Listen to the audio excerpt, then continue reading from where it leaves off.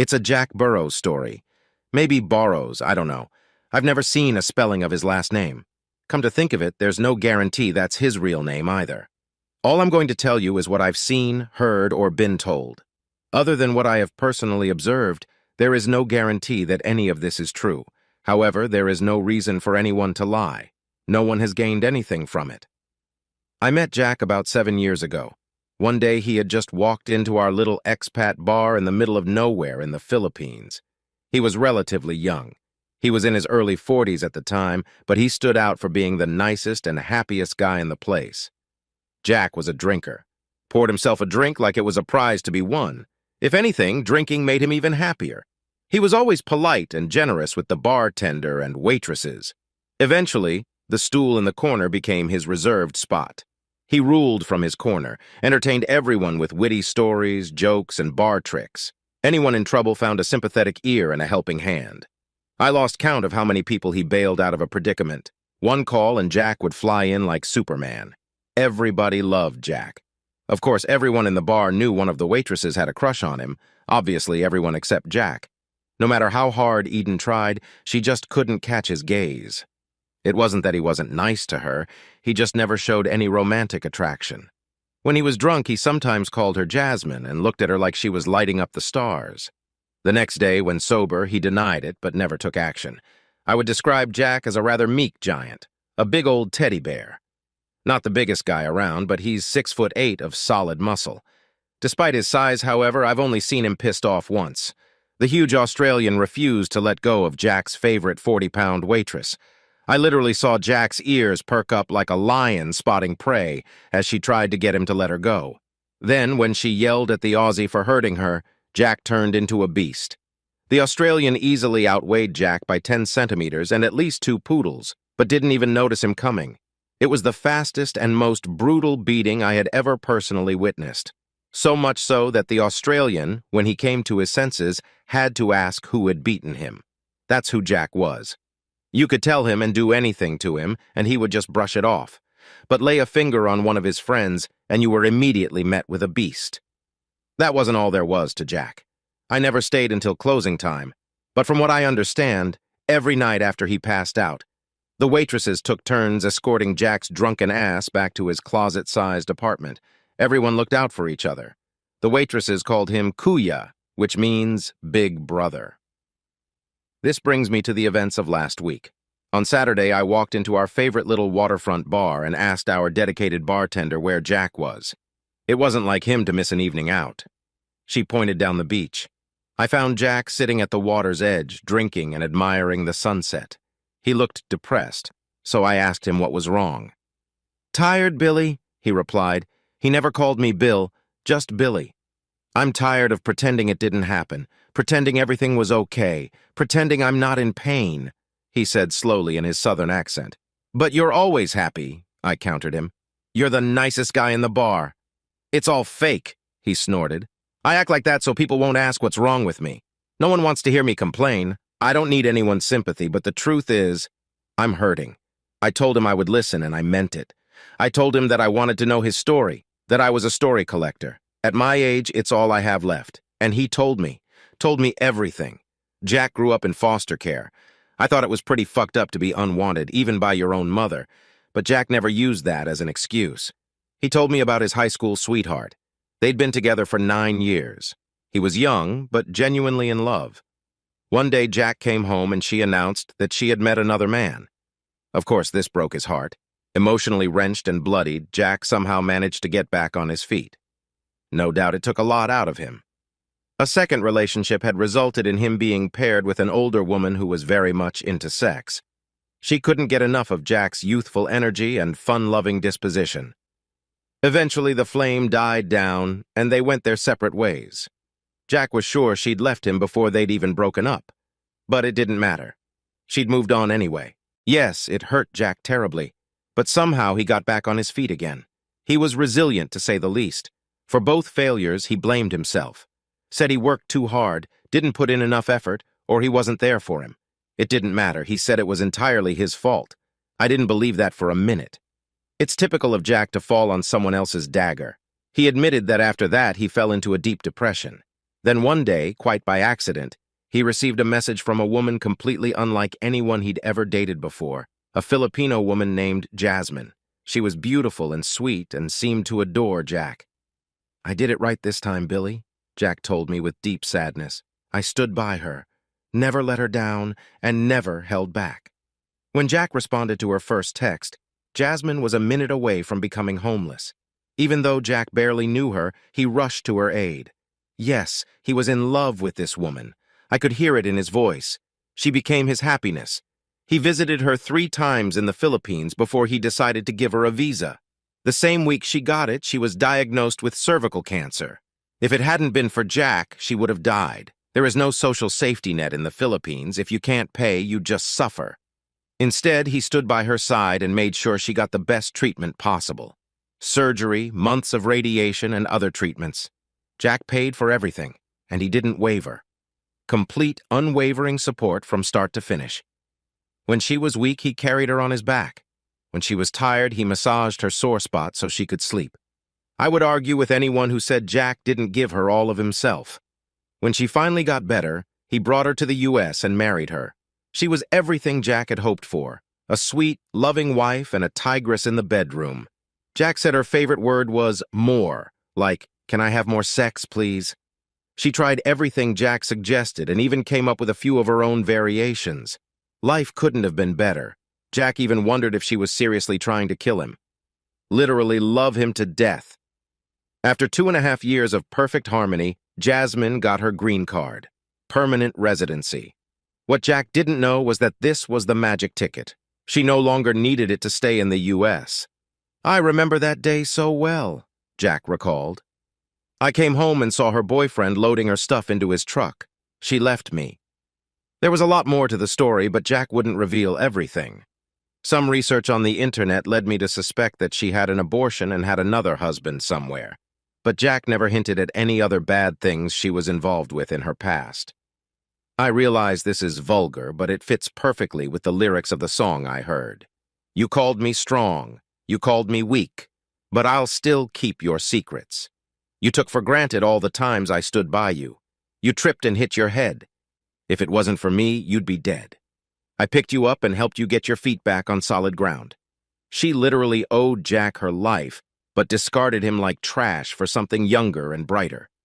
Jack couldn't describe the pain he felt. He didn't need to. I could see it in his eyes. He wasn't just knocked down again, but truly broken. He couldn't get up this time. I dug into it, to figure out what happened. Thought maybe I could fix it, he explained while hope left his voice. And I stopped looking after I found the 5th guy she cheated on me with. There was no point in going any further. I drowned my sorrow in a bottle. But after that, I managed to work for another 4 years, he admitted. I was in a permanent daze, completely numb. Most of the time, I didn't even know what day it was. He said there were so many signs he either missed or ignored. He felt like a fool. She played it like a symphony. I will never understand why she did that to him. A week before I got here, Jasmine texted me, Jack recalled wistfully. After 4 long years, she wanted me back. She must have been dumped by her last boyfriend, and she thought I'd be stupid enough to take her back. I never responded to her text messages. I didn't want to ruin my memories. Jasmine, the ex in my memory, is the sweet, loving girl I married, the one I loved. I didn't want to replace her with the woman Jasmine had become. I took it as a sign that it was time for me to run here. Jack's last words to me before I left him there were that he had come to this place 7 years ago because this was where he first met Jasmine in the flesh. It was a special place to him, the Alpha and the Omega. At the time, I didn't know it meant beginning and end. I missed that clue. At his request, I left him there in the chair with his feet in the water. He said he was going to finish his bottle and go to bed. The next day, when the tide came in again, we found Jack's chair half sunk in the sand. But there was no sign of Jack. He himself was gone. Only today I learned that a week ago, Jack's doctor told him he was dying. Liver failure, kidney failure. The ocean may have taken his body, but he drank himself to death and died of a broken heart. So tonight we all raise a glass to Jack. I hope he found happiness again. That is the story of Jack Burrows, my friend.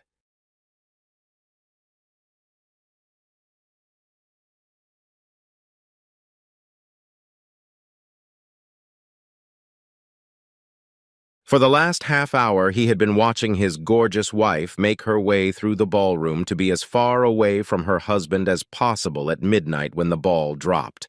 Surrounded by wealthy, smug peers, she would be spread like a plate of Olivier, kissed and caressed by every executive where he worked, and with special tenderness by his rich-from-birth, imbecilic boss. He knew this because his company's New Year's Eve party had gone like this for the past 2 years. The first year he'd put up with it, writing it off to too much champagne. Last year, however, the horn had sounded too loud and he had started making preparations. Feeling a tug on his coat, he turned to face Deirdre, Josephine's best friend and co-conspirator. "Happy New Year, Mike!" she exclaimed, reaching up to pull his head in for her annual pity kiss. He barely touched his lips to hers before he pulled away and looked into her brown eyes. Deirdre was another socialite, a trust fund baby like his wife, from an even wealthier family than Joe's family.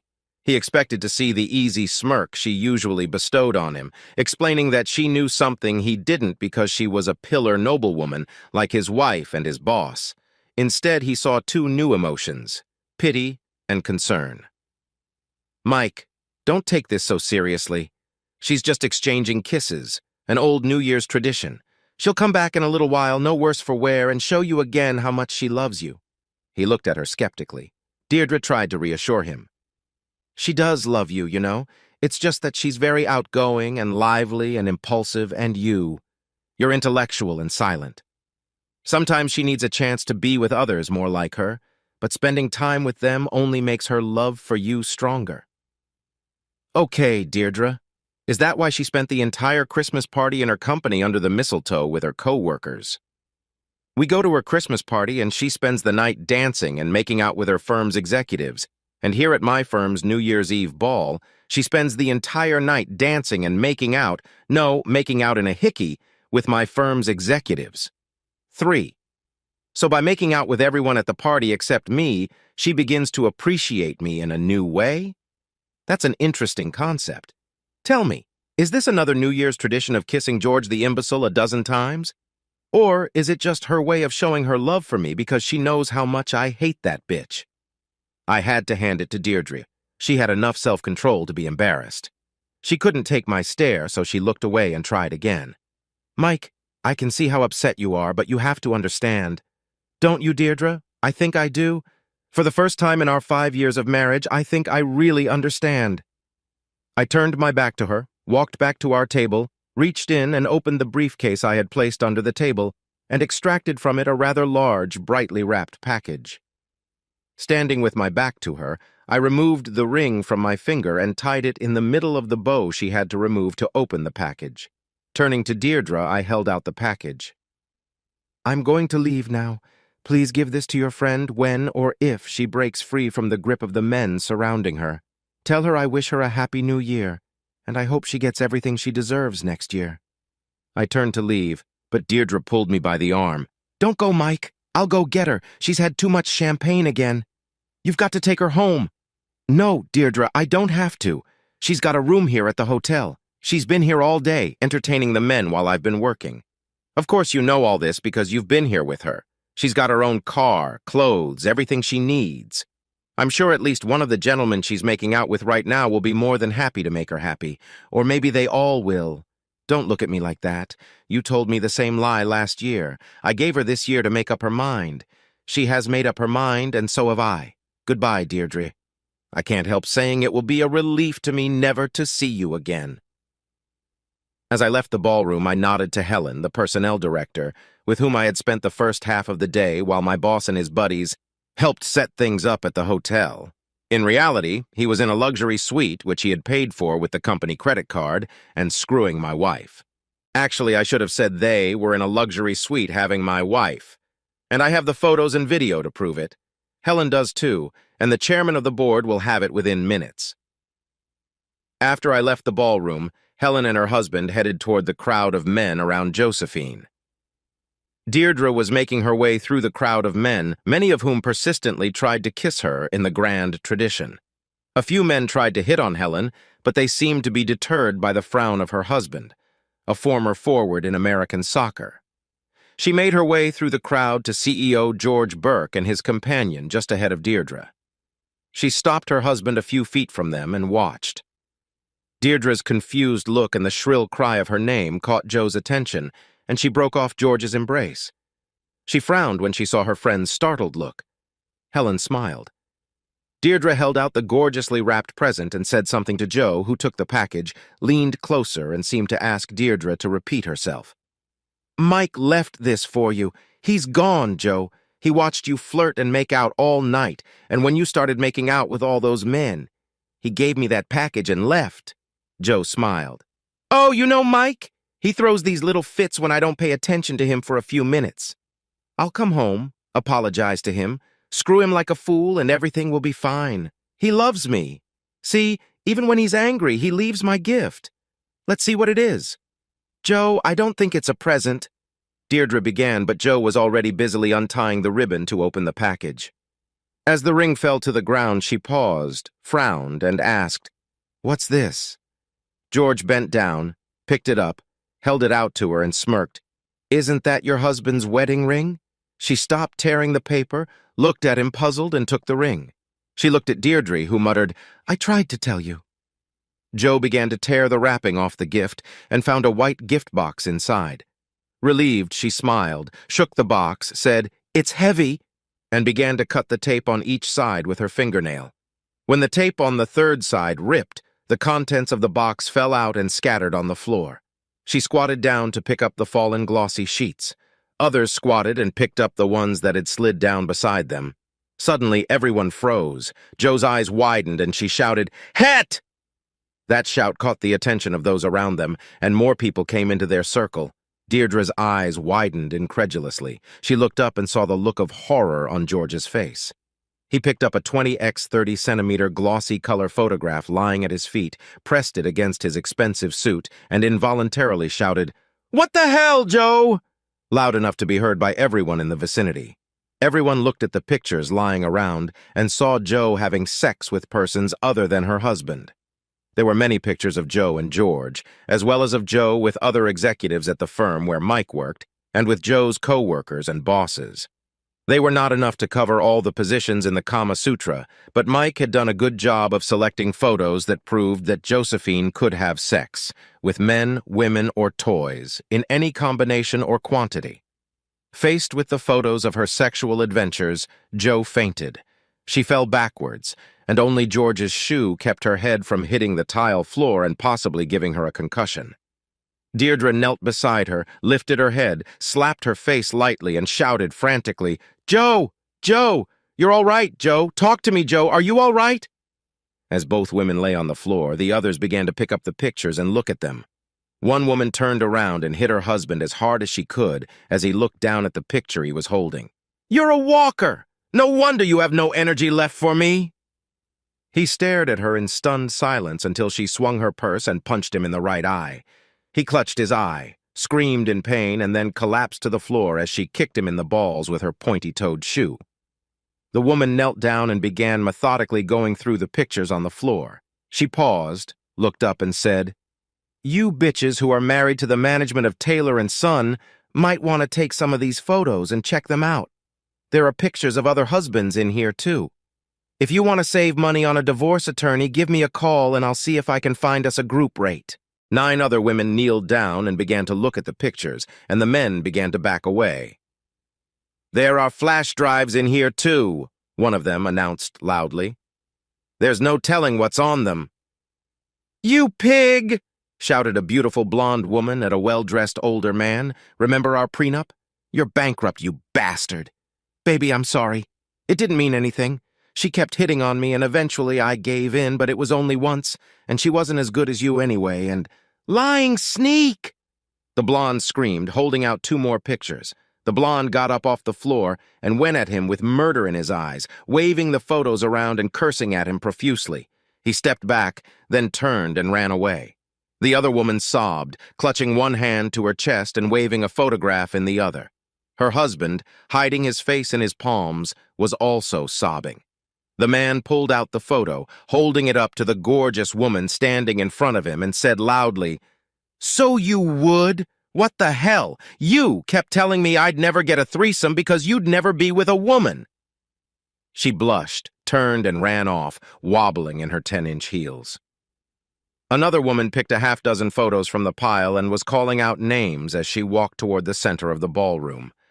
The puzzled woman stopped her, picked up a photo, stared at it, and turned to her husband with a look of murder on her face.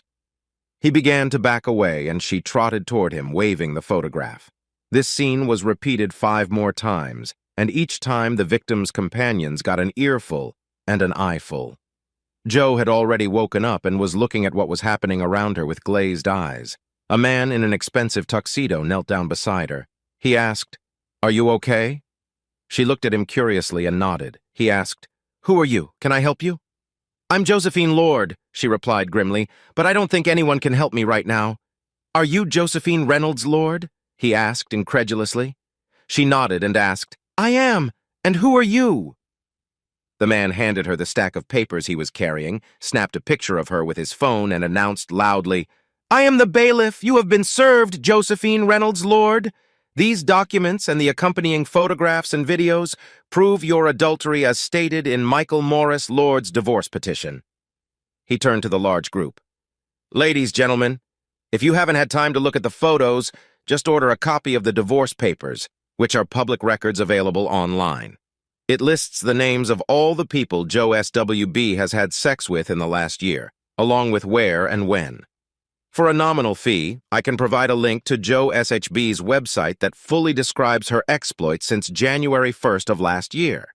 If you would like to review these to determine if your husband or wife has been involved in a steamy 3-way, 4-way, or more sexual relationship with SHB, you can contact me online, and for a nominal fee, a link to her site will be provided. For an additional fee, I can provide digital copies of the participants' actions. You will find such evidence very useful in court. I look forward to hearing from you." He bowed deeply and walked away, leaving tears, fear, and panic behind him. Hell would apparently be waiting for him for this stunt, but he was very, very well paid for it. Besides, this was New York, and his office was in New Jersey, where his family was very influential. Joe was still holding the divorce papers in her lap, reclining in her friend's arms, her mouth open in bewilderment. She looked at the faces gathered around her and saw hatred, pity, anger, and anxiety. The inevitable admiration, lust, and envy that she had known all her privileged life was completely absent, and the enormity of her loss and shame was finally apparent.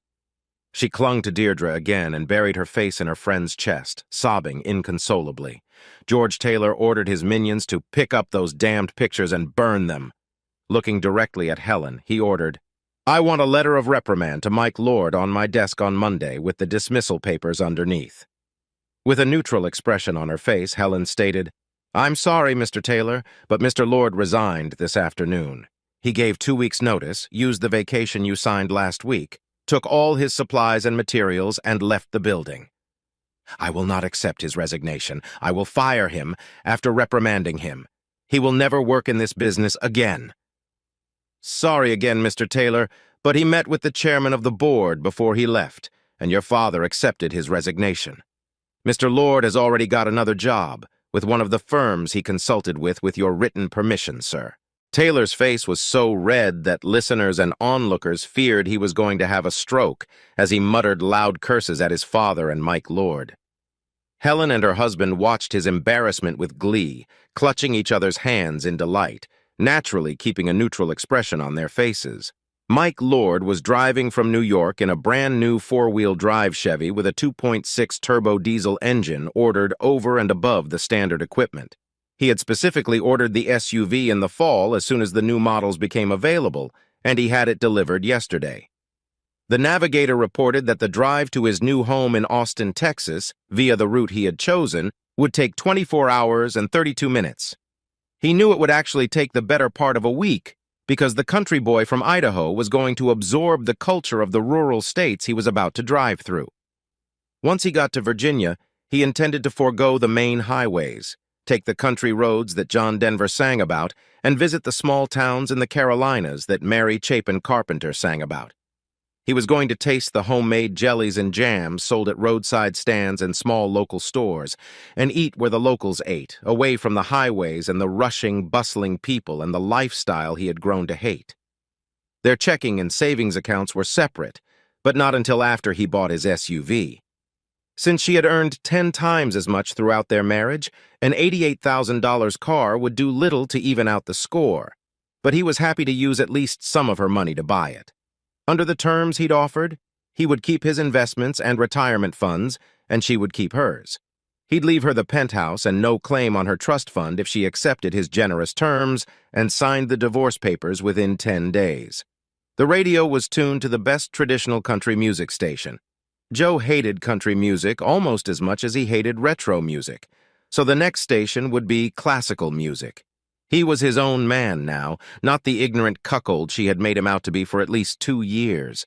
He had taken his life into his own hands when the New Year's ball dropped last year and had spent the entire year getting his thoughts together.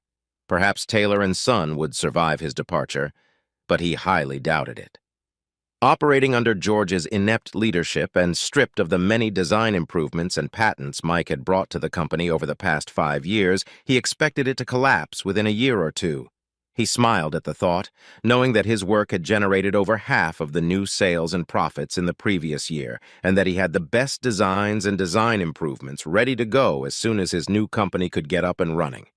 Oh, his old boss, the current chairman of the board, and George's dad, Randolph Taylor, would probably sell the business before it collapsed. But George would be exposed as the inept charlatan that he was before that happened. The thought of that made him smile. Tonight he had made George and his own whore wife look like immoral and unprincipled scum of society. Over the next year, he would expose George's ineptitude as a businessman when his new company would crush his old one like a bug that had just been smeared on the windshield. Thinking about it made him smile. He wouldn't mind being a bug on the wall, witnessing when Josephine's parents found out about his antics at the ball. Helen had already called him to tell him how wonderful everything had turned out. The fact that she had scattered the pictures all over the ballroom was beyond his wildest dreams, even though he had purposely made the box so that it would fall apart when the film was cut on 3 sides. Her parents had looked down on him from the beginning and were dismayed when their precious, perfect daughter decided to marry him. After all, he didn't even have an Ivy League education. The fact that an engineering degree from the Colorado School of Mines and a master's degree from the University of Michigan made him highly sought after in his field meant nothing. Better a liberal arts education at Brown than such a mediocre pedigree. He smiled, thinking of the destruction he had wrought and what he would produce in the future. Deirdre and her husband Albert drove Josephine home. As soon as they entered the house and she looked around, Joe began to sob again.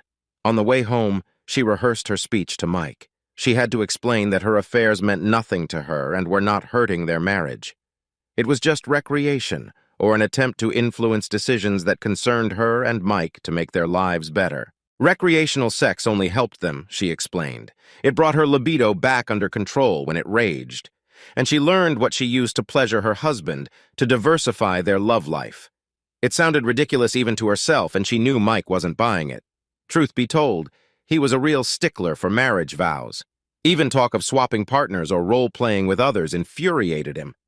Why then did she think he'd buy the crap she was going to sell him? Deep down, she knew her marriage was burnt out, but when she walked into their apartment and found all of his belongings gone, she realized she'd fallen into a hole she'd dug herself. She sank to the floor, crying bitter tears and cursing her own arrogance. She had no ready explanation for her actions, because she never believed she would get caught, and if she did, she would convince her sweet, naive husband to forgive her. For 3 years she had been successful, and tonight he burned to the ground both her marriage and her reputation. The week went by quickly for Mike. He cloned his SIM card before tossing the old one into the dirty city snow so he could initiate contact. But no one could interrupt his journey through the Old South to his new home in Texas. The emails he customized were sent out all week. Spouse after spouse received an individual email with an attachment, and marriage after marriage was burned. The thought of this result brought a smile to Mike's face. The letter to Deirdre's husband had been mailed yesterday. Thinking about Al's response made Mike smile broadly. Joe was responsible for her own actions, but Deirdre's account of the pleasure of her personal experience as a slut, her friends' entreaties to share the joy by spreading her legs, had really influenced Joe's decision. It was day 4, and back in New York, Deirdre and Joe were sitting on the couch in their apartment. It was now their apartment because Al had kicked Deirdre out after receiving an email and watching a video. It contained 5 snippets of sexual activity and an enlightening conversation with Joe in which they described their conquests and pleasures and listed their lovers by name, occasionally laughing at their clueless husbands. Albert forwarded copies of this conversation to each of the wives of the named women if he knew them, and he knew most of them. The fire was spreading, and Albert smiled as he watched the flames. Things were no better for George. His father had fired him and disinherited him. In fact, he had fired all the senior executives who were responsible for the firm getting a black mark because of their actions, and was acting CEO while his new VP of Talent Development and Attraction, Helen, recruited top executives from all over the world. Mike passed the Martin Luther King Boulevard exit and prepared to turn onto Cesar Chavez Street. As he drove past the Austin Convention Center, he saw Lady Bird Lake on his left, crossed Congress Avenue, and pulled up to the exclusive high-rise apartment his new company was providing. The rent on the apartment was paid 6 months in advance, giving him time to find the house with the trees and lawn he'd longed for. Once he was settled, he would buy a dog and start looking for a new companion who would be reliable and who would enjoy setting up house for him and their children. His new partners have already planned a barbecue at which they will introduce him as recently divorced and promise there will be plenty of eligible women there. Meanwhile, in New York City, the fire continued to rage, with exposed spouses throwing others under the bus and abusive spouses sharing what they knew about other abusive spouses. Helen kept Mike in the loop. He contemplated the ever-expanding flames of the great New York fire he had lit and smiled. The more he heard, the more glad he was that he had gone to Texas.